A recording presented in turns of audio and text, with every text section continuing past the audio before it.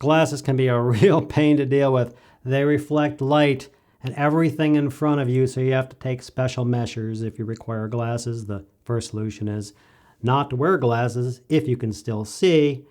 That doesn't work if you can't see and are using a teleprompter. You can also run into this tendency to squint while you are talking. Not a good look. You can switch to contacts if you are able to wear them. Personally, I've never liked wearing contacts as they irritate my eyes, which turn red. But if that's not a problem for you, try contacts. Many actors, if they are required to wear glasses due to the part they are playing, will wear contacts and use fake glasses that don't have any lenses, which is why you don't see lights being reflected in their glasses. Through the use of some high-end editing software, you can also remove and replace the glasses with something else way beyond the scope of this course and frankly not worth the time for these types of videos you will be shooting. If you must wear glasses, always invest in anti-reflective clothing for the lenses. If you happen to be shooting on a set and have to wear glasses, the people filming will love you. Although this helps somewhat with reflection problems, it doesn't handle it entirely. The best way to handle glasses for most watching this course is to handle the problem, which is the lights. You've got your key light set over here, you've got your fill light over here, further away, and the light is still reflecting off your glasses. This breaks a major rule of on-camera filming, which is the viewer must be able to see your eyes. It's quite proper to set your lights up so you get an eye light. That's that little dot in your eyes that you will now notice in almost every film and TV show you see from now on. It's better to have no reflection off your glasses than to fight a losing battle trying to get a nice eye light.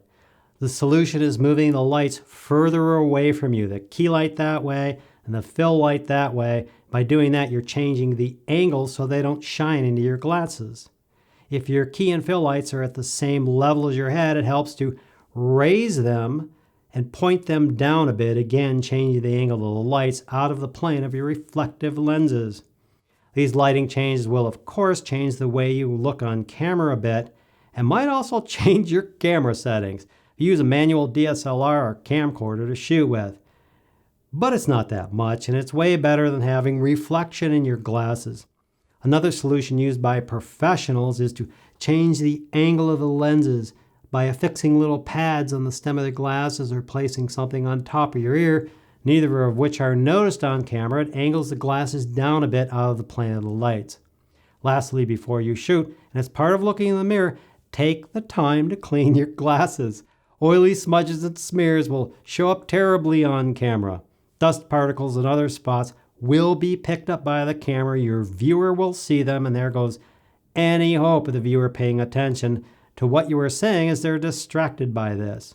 Simply clean your glasses with a cleaner made for lenses and use a microfiber cloth. Do not use tissues or paper towels, as these will eventually destroy your lenses over time and they look terrible on camera. And while you're at it, don't forget to do the same for the lens on your camera. Glasses need to be oil and dust free to look good on camera. The other side benefit is you'll be able to see better.